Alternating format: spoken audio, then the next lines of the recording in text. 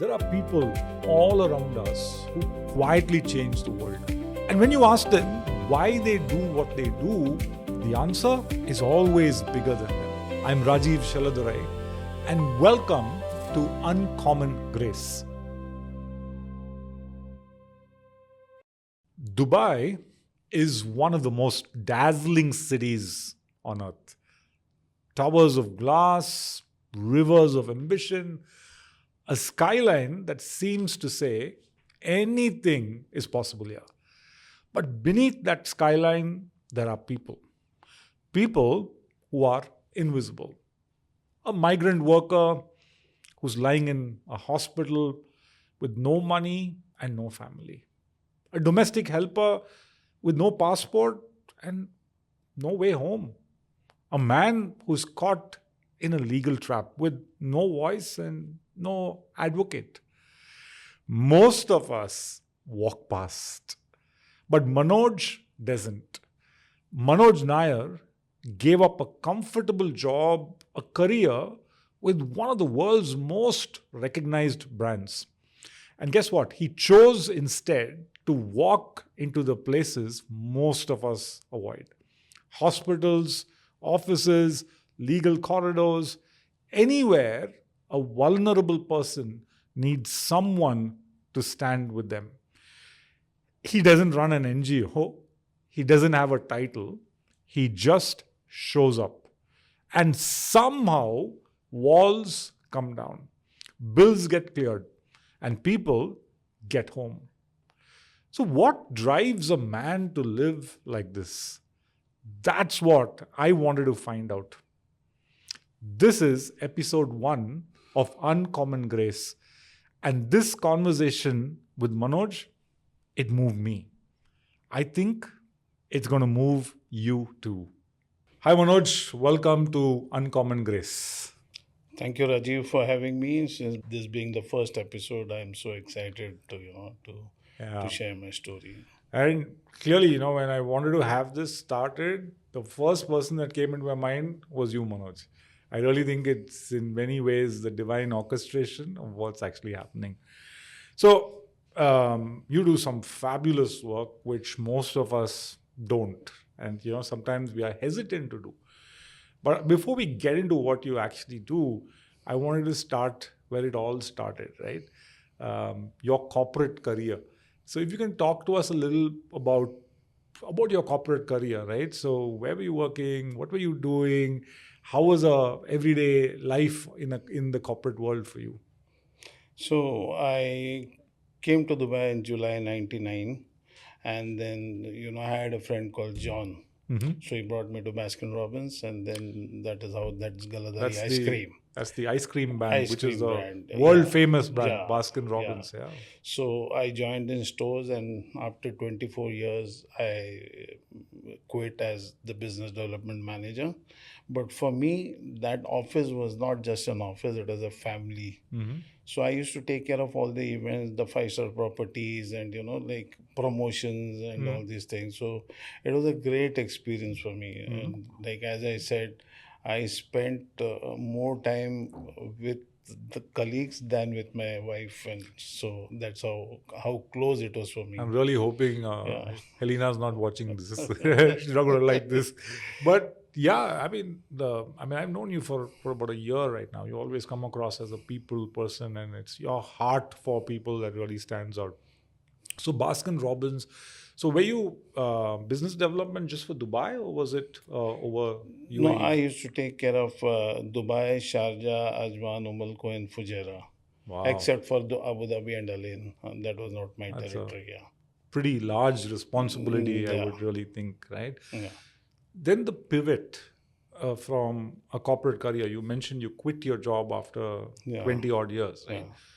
What caused that pivot? What caused the change to actually happen for you to quit your job? And the first experience, what happened is like as I said, I came to Dubai in July '99, and then I think in August or September I was going through Khalij times, and I saw a person whose leg had been amputated, and he was all alone in the hospital. I went and met him. So I always feel you should have somebody to encourage you. Like I always feel like I have John, like he's like the Barnabas in the Bible, an encourager. Mm-hmm. So I called him. He said, just do whatever has to be done, and then I'll take care. So did you So know this person who had no, done? I You didn't. just saw the newspaper. You saw this I read person. it because the moment I read it, I saw tomorrow it may be me. Hmm. So I should help. Hmm. So I went, and then by God's grace, we could arrange for a ticket, and we sent him home. So that Hmm. was the first experience what I had. And in the next 2 months, I had gone for a funeral. Mm-hmm. So one of our church members' mother had passed away, Hmm. and the funeral was in Shah, and I was holding the coffin. And as I gave the rope to the municipality guy, by mistake I fell in the grave, Oh my God. and the coffin was on top of me. So, Wow. that really touched me, like, because you're taking nothing. You Hmm. came with nothing, you go with nothing. And But believe me, let's pause that. Let's play it back, right? So you were helping to carry the coffin. yeah, You slipped and you yeah, fell into that pit, into which that was pit, dug. yeah, because, yeah. And how long were you there? I was there for about a minute or so because I gave that rope to the municipality guy. He was holding the coffin, and I slipped inside that. Wow. And the pastor's message was, "Are you ready?" The message was, "Are you ready?" Wow. And So you were in that pit for yeah, about 45 to 60 seconds. yeah, What approximately. went on in your mind in that 45 to 60 So, seconds? I was, to be honest, I was scared. But after I came out, and then that same day, I was so scared. Like, I don't know, I didn't speak to my wife also. And I dreamt the same night, God is telling me, come, your time is over. I said, no, please, I need to, have some more time. And that was the day I decided I'll live for others.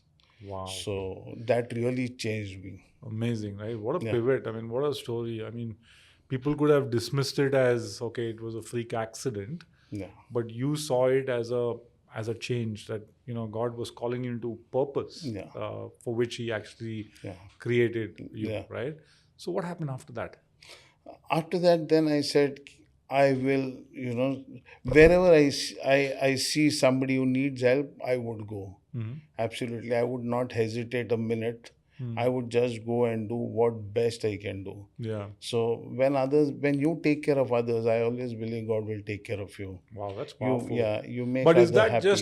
is that just a good thought to have, or is that an experience that you had that when you take care of others, God will take care of you? Is that? I understand the emotion behind. It seemed like a nice thought, but have you really experienced that? Of course, I have experienced it. That is why I'm saying this. So what happens is, like, you bring joy to somebody, and no bigger happiness you will get. You can have material things, but when somebody is happy, somebody is smiling, and uh, because of your contribution, it may be 10%, 20%. So, Manoj, this is great.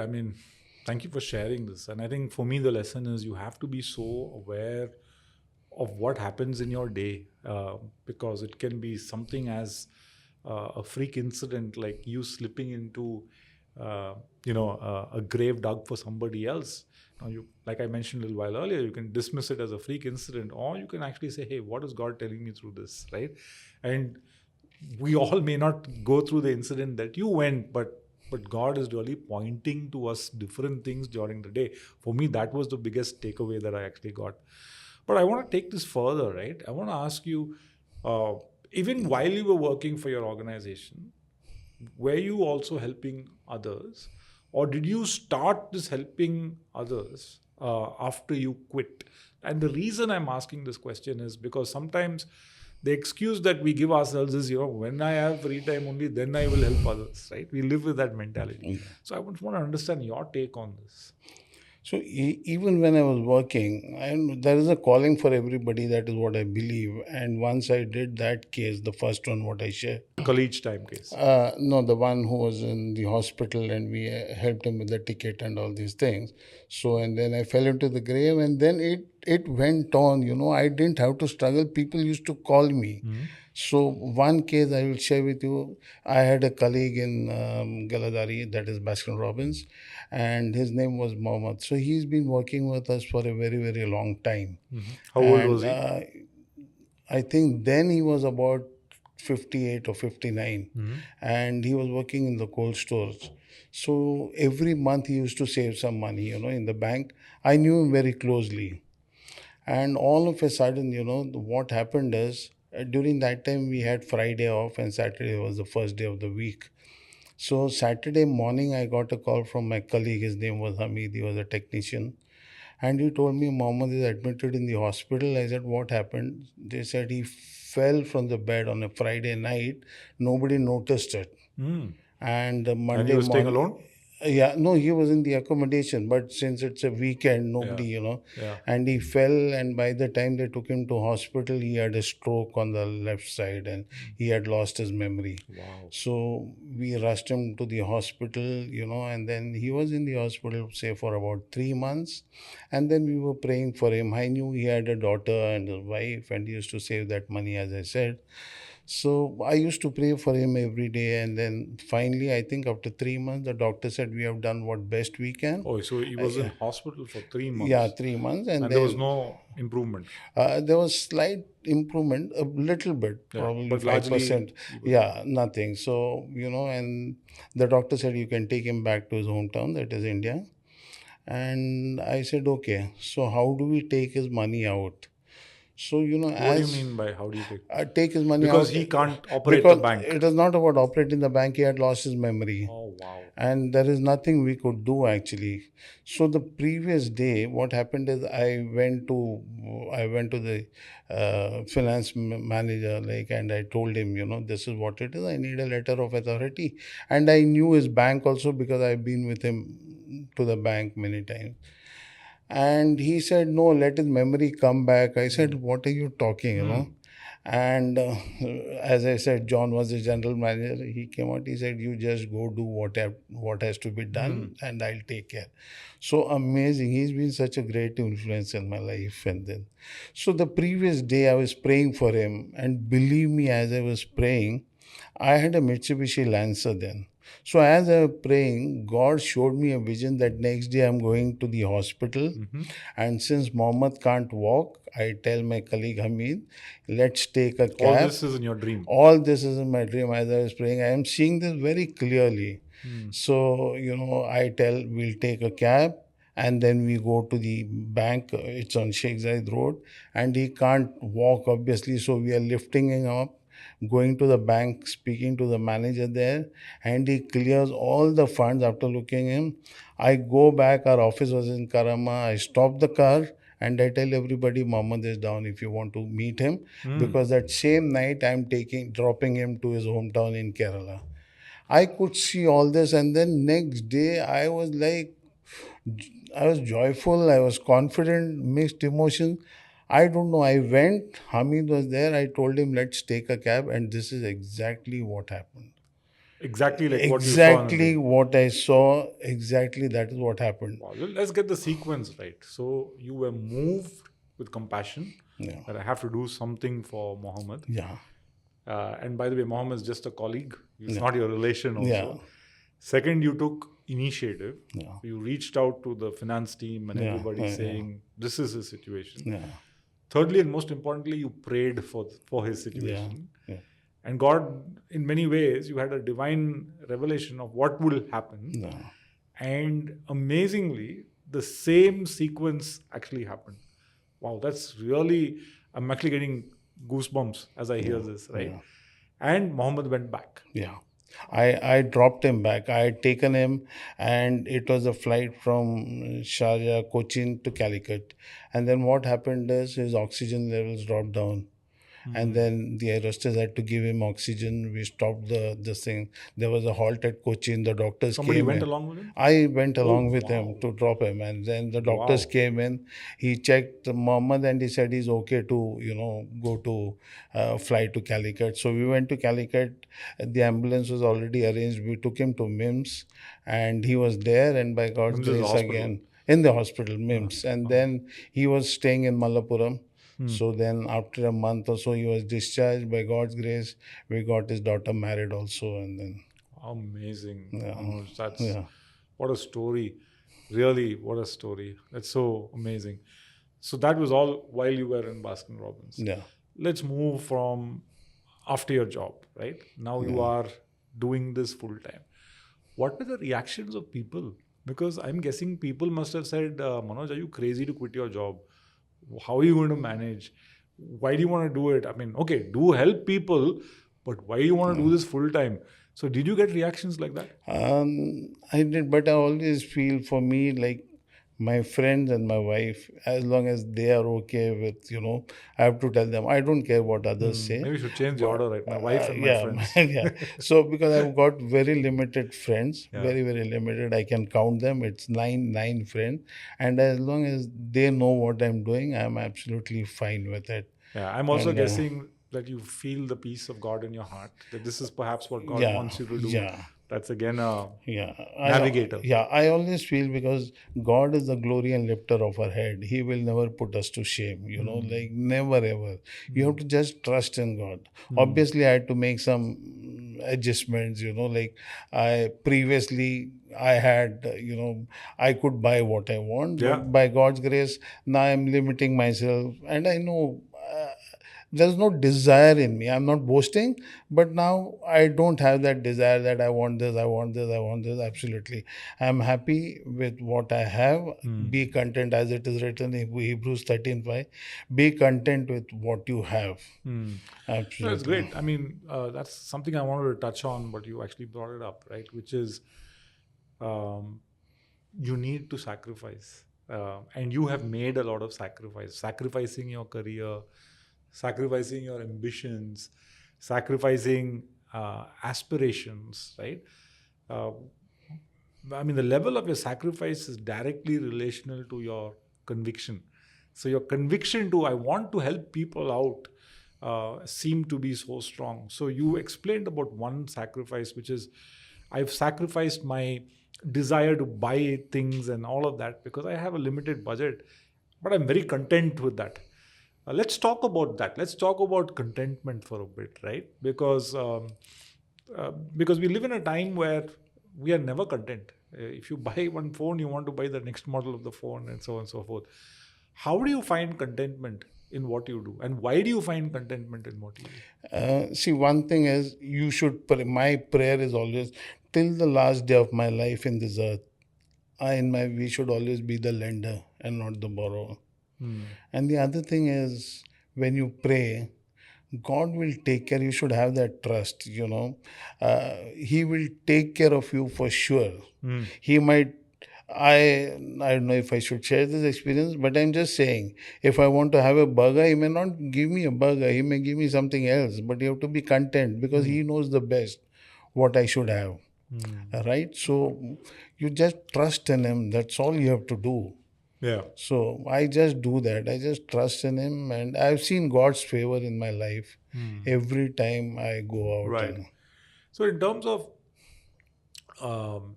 what has been like the hardest case that you've had to solve till now? So yeah, so this again is one of my colleagues in Galadari Ice Cream. His name was Narayan, and he's been doing dialysis for about 18, 20 years, three times a week. How old was he? He was then 50 plus, I don't exactly know. But then, when I met him for the first time and I saw, because he used to do dialysis three times a week, and he had all these, not boils, what do you, Swollen, yeah, swelling. swelling all over his hand, everywhere. And then, so I used to drop him to hospital, bring him back after dialysis. That was in the midnight. I used to drop him, bring him every three times a day. And every time when he calls, I'm scared because there must be something, Emergency. emergencies. And he was not married, he was single. So one day he called me at 2 a.m. in the morning and I said, Narayan, what happened? He said, can you come first? And he was staying in a studio flat in Dera. His main door used to be always open because of his condition. He never locked his door over there. I just ran because I was also staying close by. I just ran there, opened the door, and Narayan is sitting on the floor with blood oozing out from all his boils or whatever. He just gave me a cotton. He said, you clean the left hand, I'll clean the right hand. And I was just looking at him, shocked, amazed. But I could do that. It is only God's grace, that I could do that. I literally wiped him, uh, put him a t-shirt and everything. And Mm. Amazing. So that really touched me. One more thing I want to say is he was always, Galadari ice cream was such a blessing to so many actually. So what happened is they used to give him off because of his this thing. Condition. But he said, no, I want to do some data entry. So he used to finish his dialysis at midnight. And one day what happened is he finished, he came to the office, the ambulance dropped him, ambulance went, and our gate is very heavy, the entrance Iron gate, Gate. iron gate, yeah. So he just stood there and he started feeling giddy because the watchman was not there, and he said, God help me, please. He just said, God help me. And because that area after 7:38 you It's don't find empty. too much traffic over. Desolate. Mm. All of a sudden at midnight there is a taxi which came in, and he Wow. said ki, kya chahiye, what do you want? And then the driver took him to the petrol station, gave him food, snacks, whatever. Then he had his energy back and then he came back. Wow. So when you call God, he Hmm. will So again, I definitely mean, show up. the second story where I see the power of prayer actually coming in Yeah, and helping him. So Narayan was a case that you worked on, which really, yeah, um, moved your yeah, heart. It was a hard case, yeah. right? Yeah. Wow. This So is. unfortunately he also passed away, and he was Hmm. back home. And Oh man, that's so sad to actually yeah, hear. Manoj, you were sharing with me, and I've heard, right, the number of people that you've actually helped, people who had bills to pay. Maybe it was a medical situation and they were in a hospital and they couldn't come out because they had the bills were so much and they didn't have money. Or maybe it was people who got into trouble because of the fact that they couldn't pay their rent and all of that stuff, or there was a fine or imposed, and it is very high. But you have gone in person and have actually negotiated, right, in any of or all of these situations. And some of the stories you shared with me was like, I'm saying, how can you negotiate such a high outstanding to very less and come out? I just want to, I'm curious to understand how does that process go, and if there's, maybe tell us that first, and then share with us any kind of incident that okay. you've gone through. So I'll share one, where one person was admitted in a hospital in Dubai. But I also would like to thank Dubai on this because the authorities are so understanding. You can go Hmm. talk to them, tell them what it is. So this man, Actually, Dubai is a fabulous city and absolutely, yeah, understanding, empathetic yeah, city with authorities. yeah. I've just been here for a short while and I've Yeah, already experienced yeah, that. Yeah. absolutely. And so what happened is this man was admitted, and then the bill came to about 70,000 dirhams. And he couldn't afford it. He couldn't afford it because he had no insurance, nothing, and he didn't have Wow. any money. And then his brother had flown down from India to take him back, and so 70,000. So one of my church members, they said, you have to just go and see if we can help him. And I said, okay. So previous night, as usual, I prayed for him, and then as Word of God says in Joshua 1:9, do not be afraid. I will be with you wherever you go. So Mm. I Wow. took that verse, Mm. and I don't know, that stuck in my mind. Next day, I went to the hospital, knowing fully well that God is with me wherever I go. I just So you went were there. not nervous? Because I would have Nothing. been terribly Yeah. nervous. But I That. was not. I know that's what I said. Only God's grace. I went to the authority there, and then I said, I've come to discharge. And so he said, yeah, this is the bill. The amount was 70,000. I said, I don't have that amount. And Mm. then you know, and then she asked me like, how much do you have? So I said, I've got only 2,000 dirhams. Out of that, 70 and 2. yeah, out of that 2,000, I have to buy their Mm. tickets and this thing. I don't know. She said, no, it's not possible. But Mm. something kept telling me, like, don't worry, this will happen. And something God told me. And then, as I said, I just thank God first, and I thank Dubai also for, they're so understanding. I don't know, 15 minutes later, she called me. She said, okay, give 1,000 dirham, whatever you have. I paid 1,000. The same Wow. day, same night, he left to India. Amazing. So 69,000 dirhams yeah, waived off. yeah. So when you pray and when you go, I'm sure God listens for sure. I mean, again and again, the power of prayer is actually Yeah, coming. But also, what I want to say is the power of belief yeah, and power of initiation and ownership, yeah, that I want to do something. I think God yeah, honors that kind of belief, right? yeah, Sometimes we end up praying and do nothing about yeah, it. But mm, you have to pray and you have to put yourself out there, yeah. which is amazing. And Wow. also, when you pray, I think I want to tell the viewers that you should visualize. Hmm. You should visualize that this is going to happen, Hmm. and then that happens. See, I mean, that's what Hebrew 11:1 says. Faith Yeah, is the evidence of things not seen yeah, and the substance of things hoped for. You've got to see it. yeah. Wow, that's really, really awesome. So also I would like to share, I think about 2 3 months back, there was a lady who was stuck here because she had not paid her rent. She was here for about 3 years.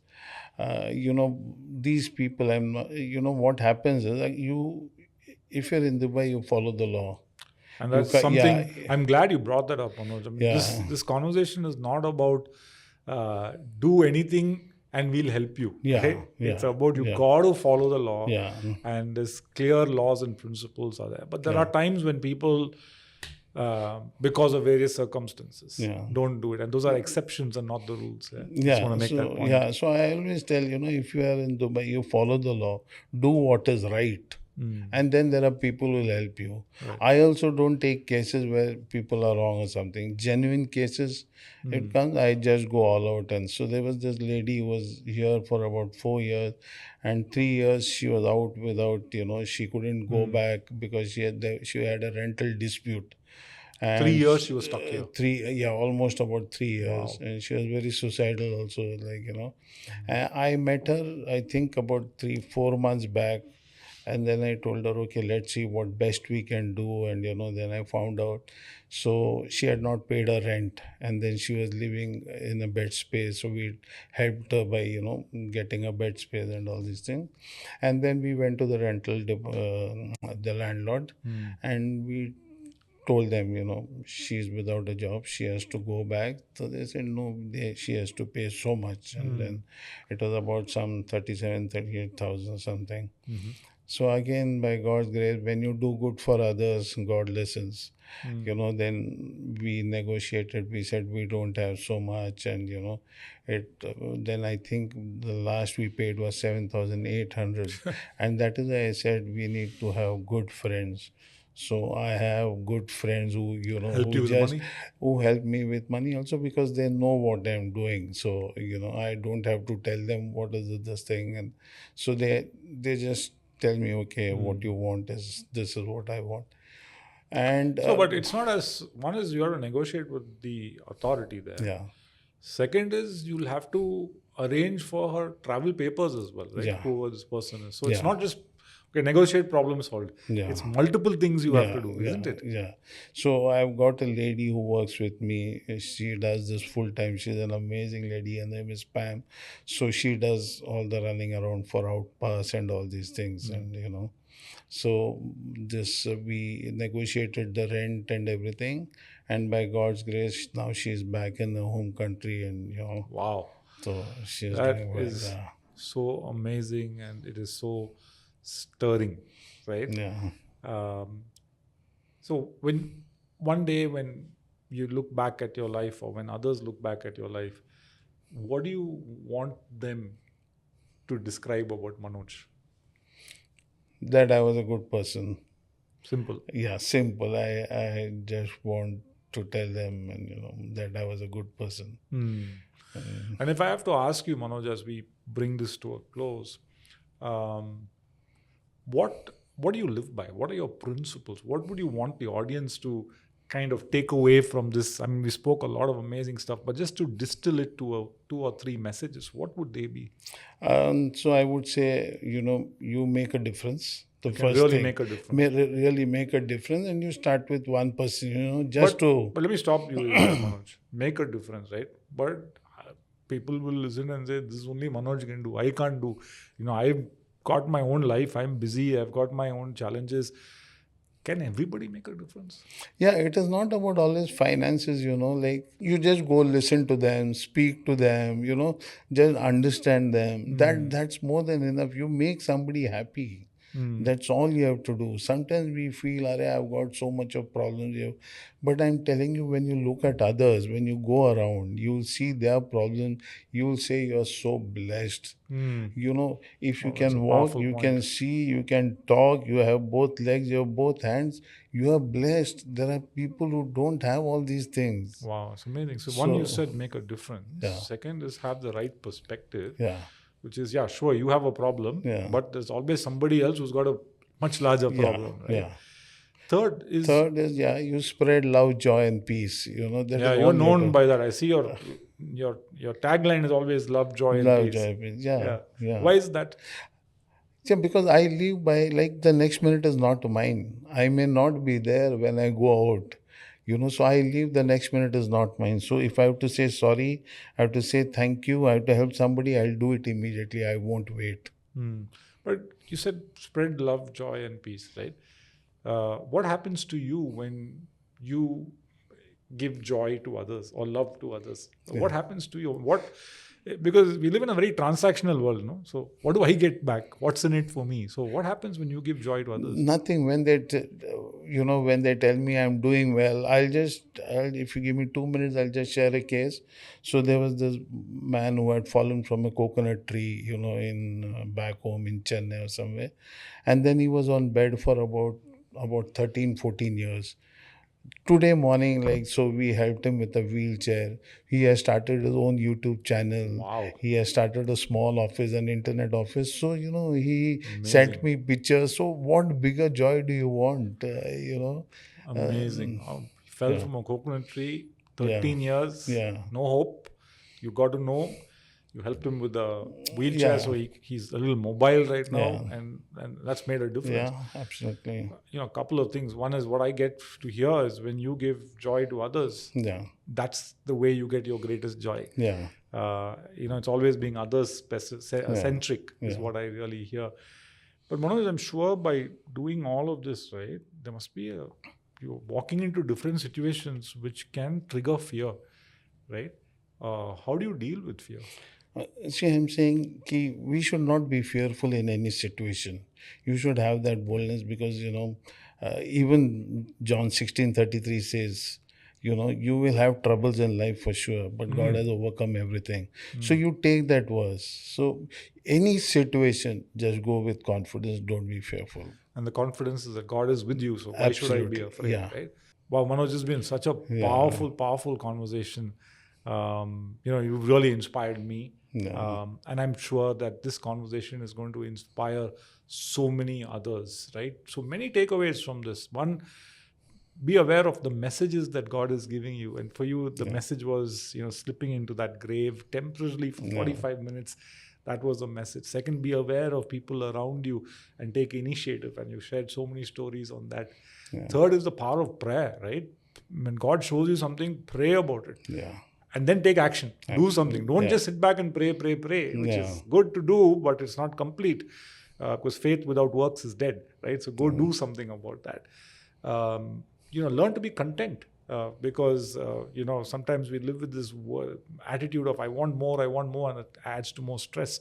But learn to be content with what you actually have. There's a cost, there's a sacrifice, but you cannot have significance without sacrifice, is what I picked up from you. Make a difference. Everybody has got an opportunity to make a difference, right? So look into your own world to make a difference. Small things matter, right? Give joy to others. That's how you get joy for yourself. Many lessons, Manoj. So grateful for taking time to do this conversation. And I'm so happy that this is our first episode of Uncommon Grace and we get to feature you, Manoj. God bless you and wish you the very best. Thank you, Pastor. Thank you so much.